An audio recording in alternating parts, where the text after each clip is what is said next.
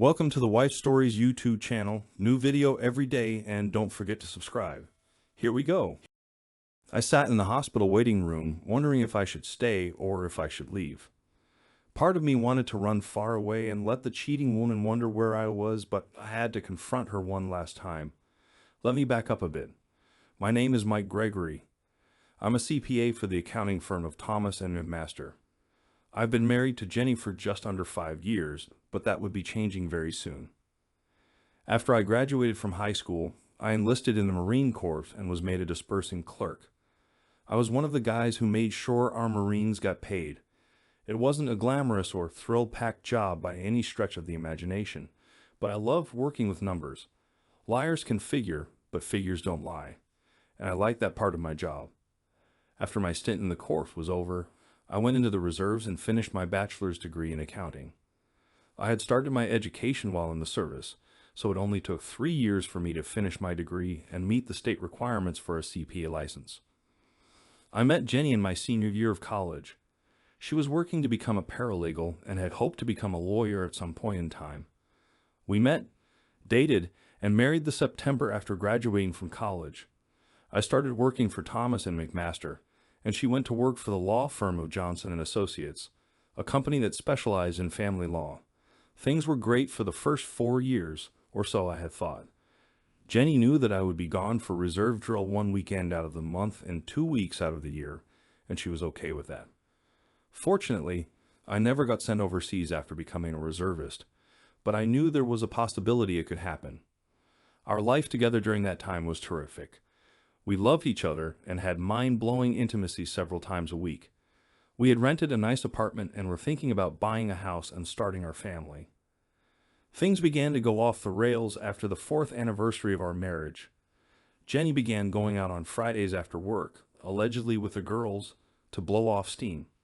I didn't think too much of it and didn't complain, since I would sometimes go golfing with some of the guys from the office. At first, she was always home by 7:30 or 8 p.m., and we would spend the rest of the night together. As time went on, though, she began getting home later and later. One time, she didn't even get home until 7 a.m. the next day, claiming that she spent the night with one of her friends rather than risk driving home drunk. A call to the friend's house confirmed that, and we went to the bar to pick up her car. Of course, a friend could have been lying to cover for her, but I had no real proof of that. I was rather upset and told Jenny if it happened again to call me and I would pick her up and bring her home. Yeah, whatever, she said with a wave of her hand. That was the beginning of the end for us. Jenny became more dismissive, more disrespectful, telling me I had no right to ask what she was doing outside of work or the home. True, I didn't own her, but it seemed to me that if she really loved me, she would at least let me know where she would be so I wouldn't get worried. I also noticed that her clothing, what there was of it, was often disheveled when she came home from these outings, and she frequently smelled of cologne and something else. She would rush into the shower as soon as she got home, and of course she was too tired to be intimate on those nights. Being a CPA, I also took care of all our accounts and our bills. Jenny and I both had our checks deposited directly into our checking accounts. 10% of what we made went into a savings account for a house and other things. Things were normal for the first 4 years, but I began to notice some changes in her spending habits. For example, I noticed that she began buying sexy lingerie at Victoria's Secret and clubwear from some of those online companies, but I never saw what she had purchased. I asked her about the purchases, but she dismissed my questions, telling me to mind my own business. I don't mind you buying nice things, I said, but I haven't seen any of this stuff. What are you doing with it? None of your business, she said haughtily. None of my business? What the hell? I also noticed that her salary didn't seem to increase on the 4th anniversary of her employment with the firm. I asked her about it, but she just blew me off. No, I didn't get a raise, she claimed. No one did. Things have been a bit slow lately. Of course, I knew that was a lie because our firm did the year-end audits for a number of companies, including Johnson & Associates, and I knew the law firm's revenues had increased significantly over the previous year. I made a note to look deeper into this when I got to work. Then there was the end-of-year holiday party at her work. I always thought of this as Christmas, but her firm decided to be politically correct and call it a holiday party instead. Whatever. At first, Jenny tried to talk me out of going, which raised red flags. I know you really don't like being around my coworkers, so why don't you just stay home this year, she asked. After all, you really don't want to be around a bunch of stuffy old lawyers. Maybe I just want to spend the evening with you, I said. She sighed and shrugged her shoulders. Well, okay, if you insist, she said. But I intend to spend time with my colleagues, and I can't have you hanging all over me all night. What? What do you mean, spend time with your colleagues? I asked. Don't you see them every day at work? And during your evenings out? Well, I might get asked to dance with some of them, she said. Okay, I said. You have room on your dance card for your husband. She rolled her eyes and sighed again. I guess I can squeeze you in somewhere, she said. Well, don't force it, I said. We went to the party, and I hardly saw her the entire evening. She introduced me to a few of her co-workers as her pencil-pushing ball and chain, and then ran off to dance with one man after another. Her co-workers looked at me with pity, and hardly anyone spoke to me. I never did get a chance to dance with her, and I noticed that she had left the party more than once, coming back some time later with some guy grabbing her bum. If I didn't know any better, I could have sworn she had been unfaithful with one or more of them. Okay, I'm ready to go, she finally said, slurring her words. She was clearly drunk, and her clothing and makeup looked disheveled. I grunted and headed out to the car. She followed and tried to kiss me when she got inside, but I pushed her away, noticing something foul about her breath. What's the matter? She asked. Your breath reeks, I said. What have you been drinking? She giggled. Wouldn't you like to know? She asked. I couldn't help but notice that you couldn't even bother to give your husband a dance, but you spent the whole night with everyone else, I said. Yeah, so what? She asked, getting perturbed. I also noticed that you were gone a lot, I said. Where did you go? She laughed. That's none of your business, she said. Nothing more was said the rest of the trip home. Naturally, there was no intimacy for us that night. Jenny tried to make up for her attitude during the rest of the holiday, but I could tell things weren't what they used to be. After the holiday season, Jenny went back to being a witch. Our intimacy went from several times a week to maybe once a week, if that. Her time out with the girls increased, and her attitude toward me only got worse. A couple of weeks after the holiday party, I spoke to George Wilson, the accountant who headed up the annual review of Johnson & Associates, and learned that everyone in the firm had been given a huge bonus and a significant pay increase. Jenny, for example, had received a 30% increase in her salary and a $10,000 bonus. But none of that money was deposited in our account. What the hell was she doing with it? I thought about asking her but decided against it. With her attitude, I figured she would only lie about it and use my inquiry as an excuse to start an argument. So I asked George if he could dig into it a bit and get back to me. He assured me he would and asked me to give him a couple of days. 2 days later, things went to hell in a handbasket. George came by my office and showed me some of what he had found. The records we had from their firm indicated that Jenny had her increase automatically deposited in an account she set up with another bank. I wondered about this but realized that she was apparently planning to leave me. He also told me they had found some irregularities in the company's books that could cause some problems. I made a note of the account and thanked George for looking into it. That afternoon my phone buzzed, letting me know I had received an email on my personal account. The subject read, "What your wife is doing behind your back." Opening it, I saw a video attached. That video was the end of my marriage. I recognized the players as soon as I opened the video. One of them was Jenny, and she was completely naked. She was seen having intimacy with another man. It was bad enough seeing my wife being unfaithful with another man, and no, it didn't excite me in the least. Their words cut me to the bone and filled me with a rage that could only be described as murderous. "Oh yes, baby," Jenny said. "Is this better than your dork husband?" "Way better. He can't even get it up," the man responded. "Maybe I should knock you up," he said. She laughed. "Do it. I'll make my fool husband think it's his. He won't know any better. You going to keep fooling around with everyone else at the company, the way you've been doing for the last few months? Not if you get me pregnant. Come on, fill me up." I want to make my stupid husband a cuck, she said. I stopped the video, unable to watch anymore. I looked at the email to determine who sent it, hoping it was just a sick joke. I sent a reply, "Who are you and when did this happen?" A few minutes later, I received a response. "I'm Tracy Williams, the wife of the jerk in the video, and I know your wife. This happened yesterday. Do you wish to meet? If so, call me at XXXXX. Of course, I wanted to meet. I had a million questions. How long had this been going on, for starters? This video explained quite a bit of what had been happening between us the last few months. I took down her number and called. "Hello," a female voice said. "Is this Mr. Gregory?" "Yes," I said. "Please call me Mike. Is this Tracy?" "It is," she said. "I take it you've watched the video." "Some of it," I said. "I want to meet and find out what's going on." "Okay," she said. "Meet me at the Starbucks around the corner from your office. 20 minutes. "I'll be there," I said, ending the call. I closed down my workstation and headed out, telling my secretary I would be gone for a while. It took me 10 minutes to get to the Starbucks, so I ordered coffee and waited. A few minutes later, an attractive woman entered the shop. She looked around and came over when she spotted me. I invited her to sit down and offered to buy a cup of coffee after we introduced ourselves to each other. After getting her order, she pulled a manila envelope out of her large handbag and gave it to me. "Everything you need to know is right here," she said. I looked inside. In addition to photographs, there was a report put together by a private investigator and a flash drive.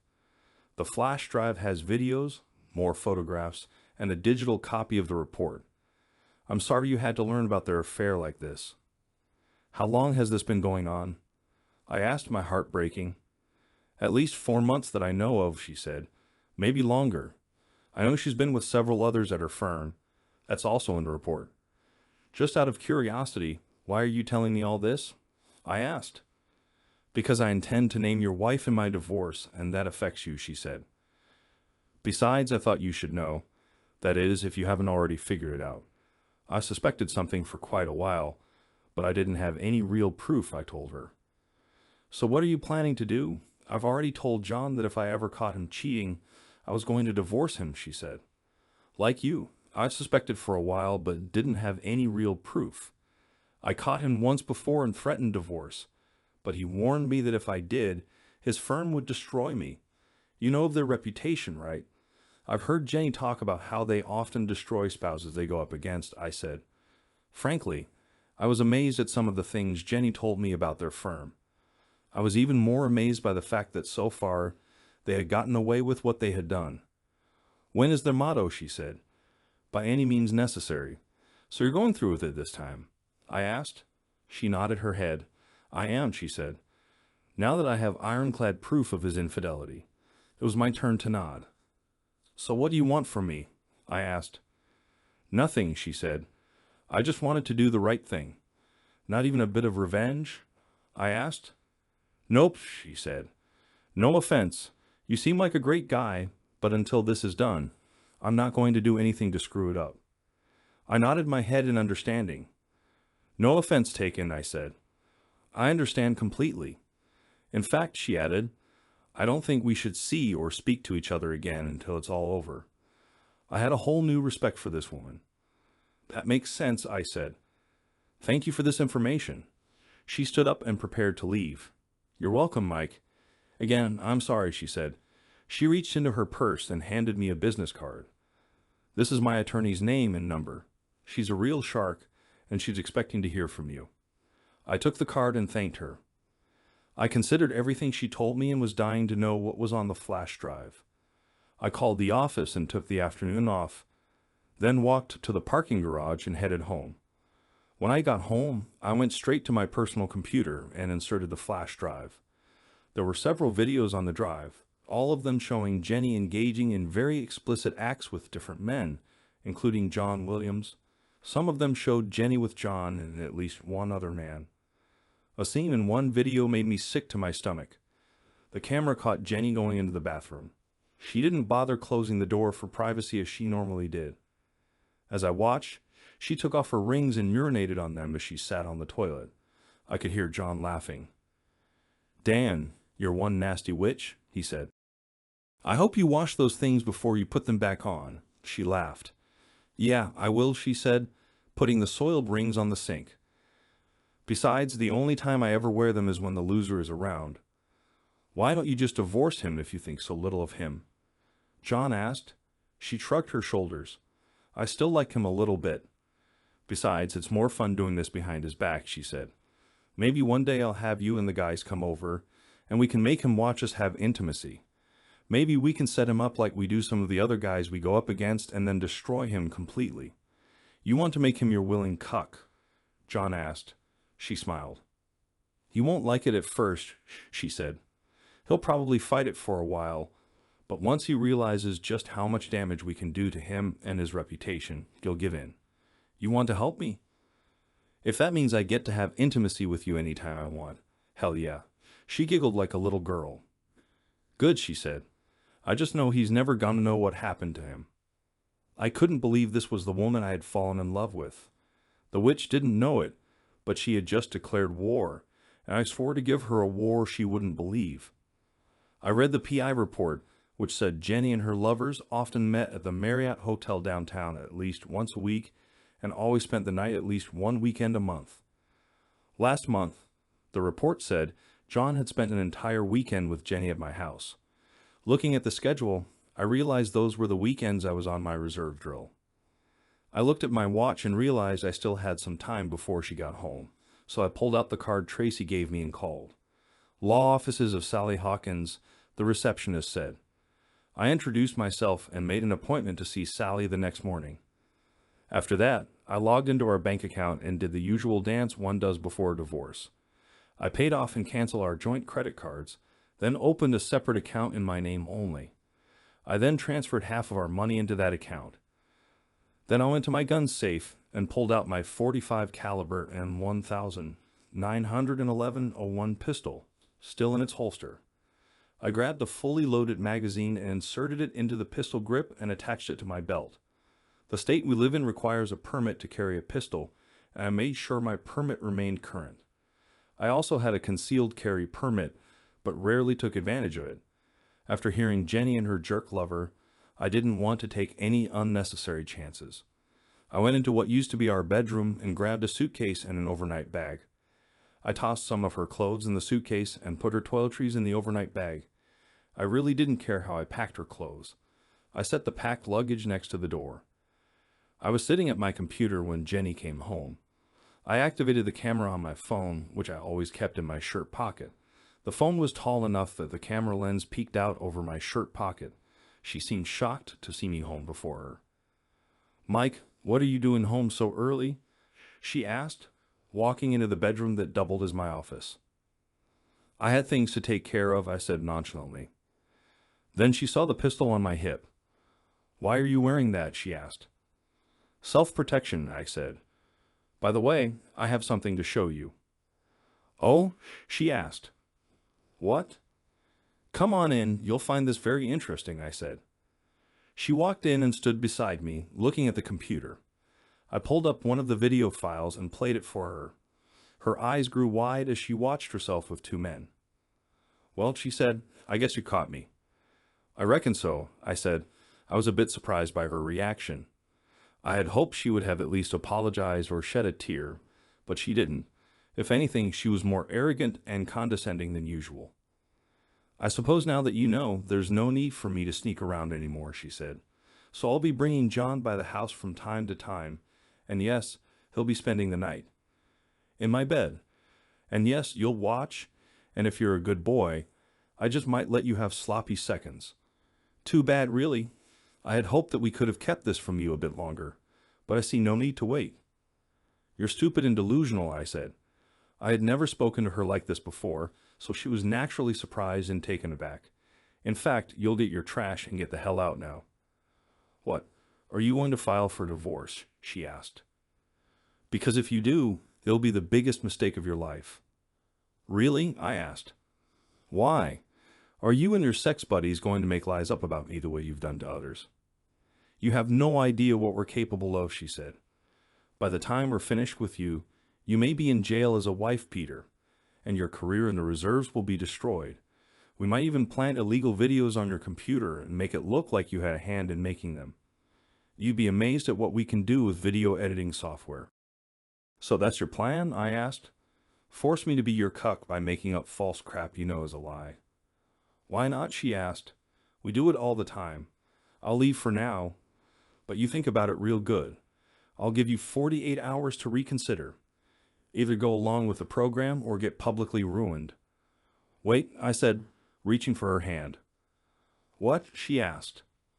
I ripped her rings off and grabbed her keys out of her purse. What are you doing? She asked as I pulled off the house key. I tossed her purse back to her. Get the hell out, I said. I've already packed some of your stuff. Now go. She looked at the luggage by the door, then back at me. Come on, Mike. Don't do this, she said. I ordered. She picked up the luggage and left. I stopped the video on my phone and reviewed it to make sure I got the entire confrontation. I did. Good. I would make sure Sally saw this tomorrow. I sent the video to my email so I would have it on my PC. From there, it went to her parents, her sister, and my parents. I wanted them all to see what Jenny had turned into, and I didn't want her to make me out to be the bad guy in all this. I spent the rest of the night drinking beer and watching TV. After a somewhat sleepless night, I called into work and took a couple of vacation days. I explained what was going on to my boss, and he understood completely. Just take care of things and get back as soon as you can, he said. Thanks, boss, I said, ending the call. After taking a shower, I dressed and headed out to see Sally, making sure I had everything I needed. Sally impressed me with her no-nonsense attitude. She looked at everything I had and simply shook her head. Mike, this is unbelievable, she said. I've heard rumors about Johnson & Associates for years, but I never had anything to back it up. We're looking at serious criminal charges here if what she's saying is true. So, can we do anything with this? I asked. Well, I'll file the divorce on the grounds of adultery and go for a 70-30 split and no support. We'll give her the usual 30 days to respond with a demand that she produces a full financial report. In the meantime, I'll see about getting a subpoena for her banking records. If she does try to hide the account, we can maybe bring charges of perjury against her. Based on what she said in the video, I'll also get a restraining order against her that covers you, your home, and your place of business, she added. As for the rest, I'll reach out to the state bar and the local DA, she said. This looks like extortion to me. We'll see what comes out of that. In the meantime, you keep your nose clean. Don't confront her. Don't speak to her or anyone who works with her. Stay away from her. Got it? I nodded my head. Got it, I said. Good. I'll get the paperwork started and have her served in the next day or two at her work. Call me on my personal cell if you need to, but don't abuse the privilege. She handed me a card. Thanks, Sally, I said, shaking her hand. That day, I got 3 phone calls. The first was from my mother. Mike, I'm so sorry about all this. Are you all right? She asked when I answered. I will be, Mom. Thanks. I saw an attorney today, and she's taking care of it. Well, you let us know if there's anything you need, Mike.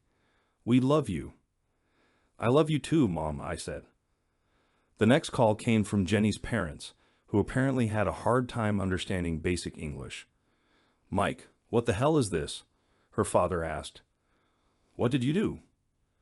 What did I do? I asked, incredulous. You mean besides love Jenny with all my heart? Nothing. Did you hear what she said? Yeah, I heard it.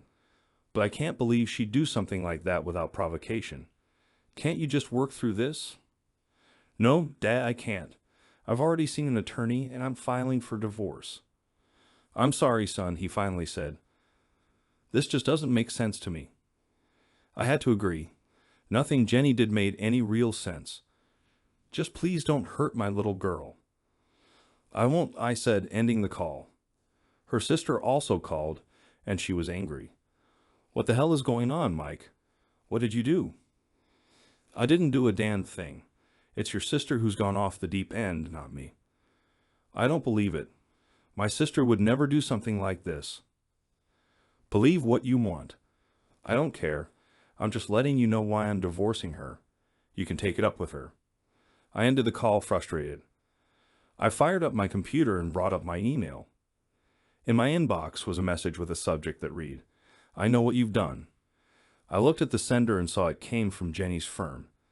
The email looked like one of those fake messages that end up in the spam folder. "I know what you've been doing and have videos of you engaging in illegal activities," the email said. "You have 24 hours to stop any divorce action, and the files we have will be deleted when you send us a cashier's check for $100,000. If you fail to do this, we will send the files to the authorities, your family, your superiors in the Marine Corps Reserve, and to your place of work. If you agree to this, reply with the word agree, and we will postpone any further action." The email had no signature.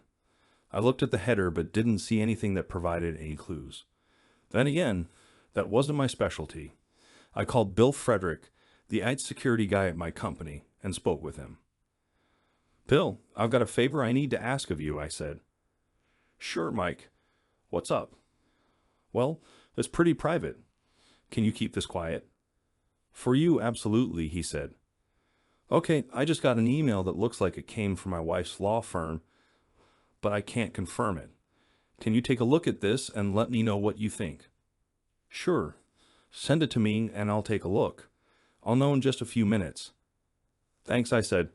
The call ended. I sent the email to Bill and waited for what seemed like forever. He called back about 30 minutes later. "What did you find?" "Well, it definitely came from Johnson and Associates network.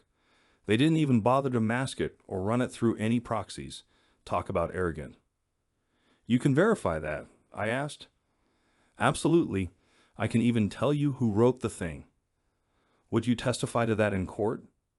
"Sure, if it comes down to that," he said. "Thanks. I owe you big time. I'll let my attorney know. She may want to talk to you." "No problem," he said. "Give her my number." We ended the call and I immediately called Sally. She answered on the second ring. "Sally Hawkins," she said. "Sally, this is Mike Gregory.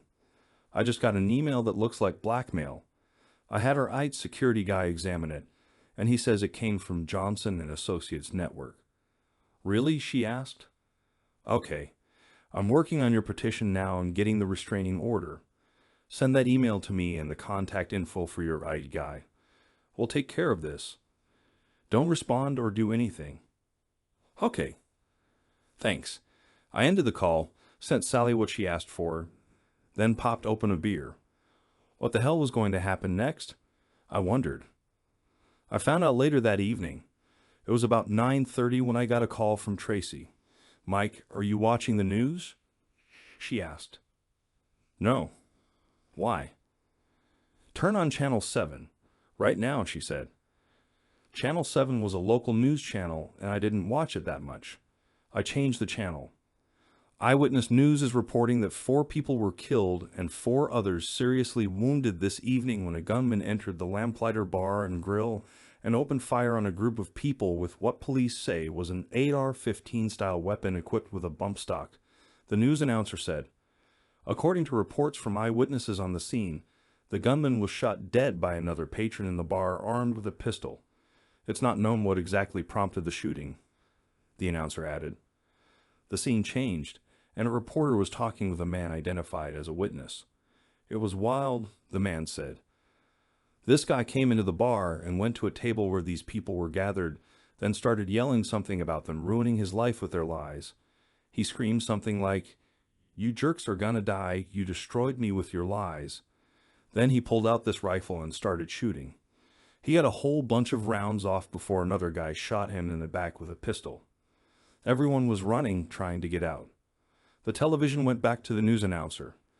"Names of the victims are being withheld pending notification of next of kin, but police say they all appear to be employed by the law firm of Johnson and Associates. The gunman has been identified as Roger Spencer, a man said to have gone through a very nasty divorce in which he was reportedly accused of serious crimes. It is not known where he obtained the weapon used in the attack, but activists are already calling for additional gun control measures." "Dan," I told Tracy. There was a knock on the door. "I have to go now, Tracy. Someone just knocked on the door." "Same here," she said. "Call me if you find anything out." I will, I said, ending the call.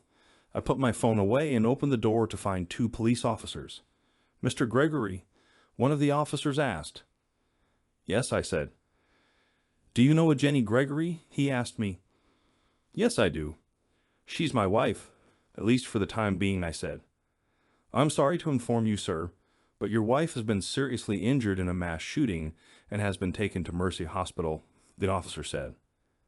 How bad is she? I asked. I really don't know, sir, he said. I suggest you talk to the doctor when you get there. Again, I'm sorry, sir. They tipped their hats and left. Dan, I wanted the slimy woman out of my life, but I didn't want her dead. I called Tracy back. She answered on the second ring and I could hear her crying. Tracy, this is Mike, I said. What happened? They just told me Jeff, my husband, was shot and killed at the lamplighter, she said. I'm sorry to hear that, Tracy, I said. Dan again, I thought. I had hoped the creep would end up being Bubba's problem, and I felt even worse for Tracy. Jenny was shot also. I'm heading to the hospital to find out what I can. Is there anything I can do for you? No, but thanks for asking anyway, she said. Please stay in touch and let me know what's going on. I will, I told her. We ended the call and I headed to the hospital. The place was crawling with police and reporters with medical staff running around trying to take care of patients. I finally found someone who could give me an answer. Jenny was still undergoing surgery, I was told, but I could stay in the waiting room and someone would come get me. Naturally, I had to fill out several sheets of information about Jenny since she was still on my insurance from work. She had her own insurance, so I figured her treatment should be mostly covered. So here I am at the beginning of my story, wondering if I should just say, screw it, and leave or not. I called Sally to inform her of what had happened. She said she would wait to serve Jenny until she had recovered from surgery. I called Jenny's parents and sister to inform them of what happened. Naturally, they tried to blame me, but I told them that if I had done it, I'd probably be dead and not at the hospital. They came and sat across from me in the waiting room, looking at me like I was a pile of dog crap on the ground. I had already been to the cafeteria and wolfed down a piece of chicken and mashed potatoes and drank several cups of bitter coffee. I had sat here for several hours watching the news. I dozed off more than once while watching the television. It was 5 a.m. when a very tired doctor came to me in the waiting room. Mr. Gregory, he asked. I looked at him with tired, bloodshot eyes. Yes? I asked, rubbing my eyes to stay awake. Jenny's parents and sister came over to us. Your wife is in critical condition right now, but she seems to be stable. Well, no more in the next 24 hours, he said. We removed 3 bullets from her chest, and another bullet grazed her face and damaged her right eye. 1 lung was punctured, and another bullet hit her spinal column, but we feel confident she'll survive. The next day or 2 is critical.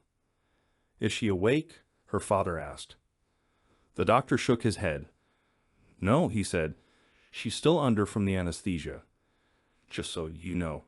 It's possible she may never walk again, and may never recover full sight in her right eye without additional surgery. I'm sorry, he added before walking away. Her father looked at me. So are you still going to divorce her? He asked. I thought for a moment before answering. One part of me thought about forgiving her, but what she had done was still too raw. Yes, I said. They all looked at me in shock. But I'll wait until she's in stable condition. How could you be so cruel? Her mother asked. How could she be so cruel? I asked. Where will she stay? What will she do? Jenny's mother asked. If my guess is right, that won't be much of an issue, I said. What do you mean? Her father asked. I didn't want to speak out of turn, nor did I want to give too much away. We'll see, I said. I'm going home, but I'll be back. I left them standing there and went home, where I showered and fell into bed. By the next day, news of the shooting had spread across the country. Hundreds of men came forward to say that they, too, had been targeted for extortion by the law firm for things they had never done. The stories were eerily similar. Each man had received a threat to reveal some heinous act they had never engaged in unless they paid large sums of money. As a result, many had been ruined for life. State authorities stepped in, arresting a number of lawyers at the firm, and the company was forced to cease operations. A massive class action lawsuit was filed against the firm and the partners, seeking millions in damages on top of what the criminal courts ordered. 3 days after the shooting, I got word from the hospital that Jenny was awake and asking for me. I called Sally to inform her, and she told me a couple of men would meet me there. One of them, she said, was the process server. I called Jenny's parents and was told one of them had been sitting with her in shifts since her surgery. I met the process server in the hallway outside Jenny's room and another man, who introduced himself as Detective Fulcher. We went into Jenny's room where she sat in bed. Her mother was in a chair by the wall. Jenny looked at all of us, questions written on her face. "Jenny Gregory?" the process server asked. She nodded her head. He verified her identity and handed her a manila folder. "You've been served," he said before stepping out of the room. Detective Fulcher stood in front of her bed. He looked down at her and shook his head. "You do know that extortion and conspiracy to commit extortion is a felony in this state, right?" he asked. Jenny looked down and nodded her head. "Yes," she said weakly, her voice cracking. "And you also know that in this state, the penalty for each act of extortion is punishable by up to 15 years in prison and a $10,000 fine, right?" he asked. Again, Jenny nodded her head. He handed her a printed copy of the email I received. "Does this look familiar?" he asked. She looked defeated. "It should. It was composed and sent from your computer under your Logan name, along with about 75 others. We found them all in your sent items folder. I'm no scientist, but my math tells me that 76 times 15 years is about 1,140 years, and you're looking at about a $760,000 fine. In short, you're screwed. You know I'm going to have to arrest you.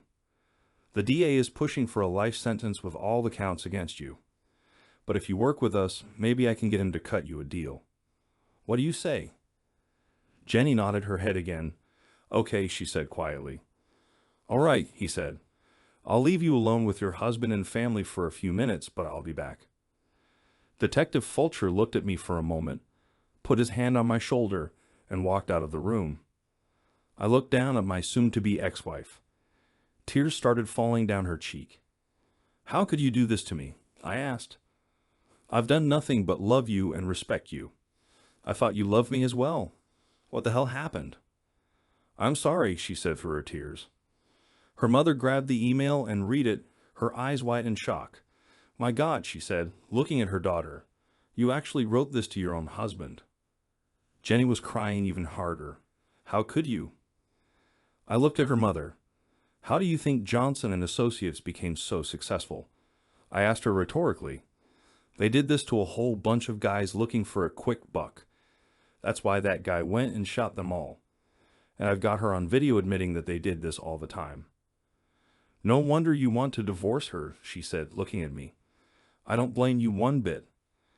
"That, on top of her adultery," I said. "There's no way I want her back. Ever."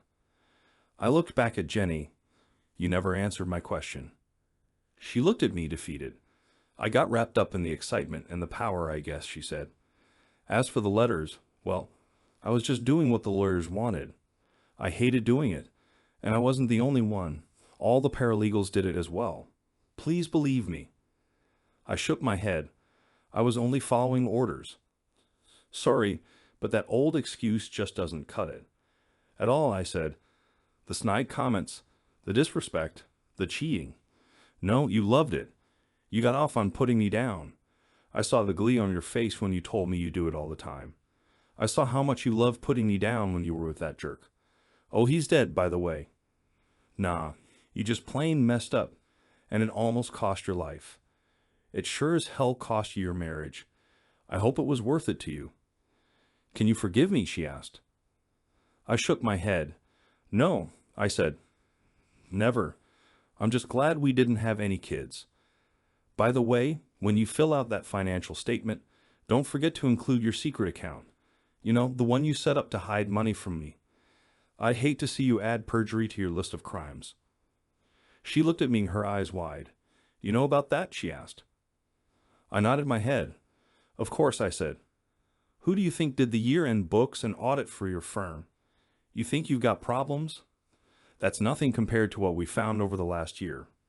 Believe me, the feds are gonna have fun with your senior partners. I looked at Jenny one last time. Goodbye, Jenny, I said. I loved you once. I walked out as Detective Fulcher entered with two uniformed officers. Jenny was handcuffed to the bed as her mother watched in tears. Johnson and Associates was slammed with multiple charges from both state and federal agencies. On top of that, the class action lawsuit for defamation and other civil torts now involved well over 700 men, some of whom had been incarcerated and labeled offenders over convictions stemming from the false charges from the firm. The firm and the senior partners were eventually ordered by the court to pay out over $2.5 billion in fines, fees, and restitution, with the lion's share going to the attorneys and the taxmen.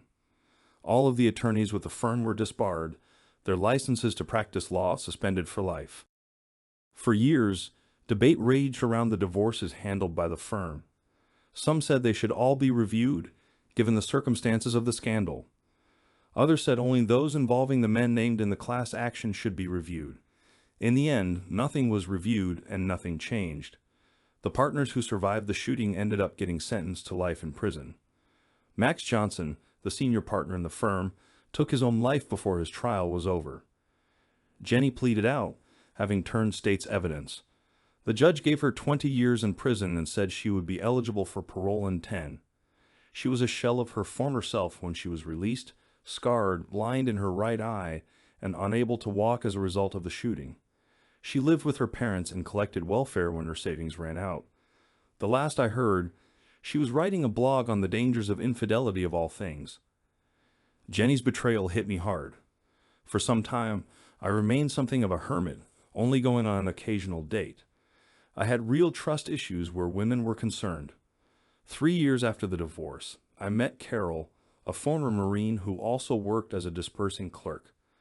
She was about 2 years younger than me and had just buried her previous husband, who died of a sudden heart attack. We dated several times before I felt comfortable enough to talk to her about my previous marriage. Carol listened quietly as I explained what happened. Once I finished, she nodded her head. "That explains a lot," she said. "I know it was hard for you to tell me all that, but I'm glad you did. You know, not all women are like Jenny. Like you, I believe in the Marine Corps motto, Semper Fidelis. And if you give me a chance, I'll prove it." And she did, multiple times and in multiple ways, and she's still doing it, even after all these years. I finally retired from the reserves as a master sergeant and began collecting my retirement when I hit 55 years of age. Carol and I planned to spend our retirement traveling across the country in a new RV we bought with some of the money I received in the class action against the firm. And Carol tells me she intends to love me to death. I believe her, and I can live with that.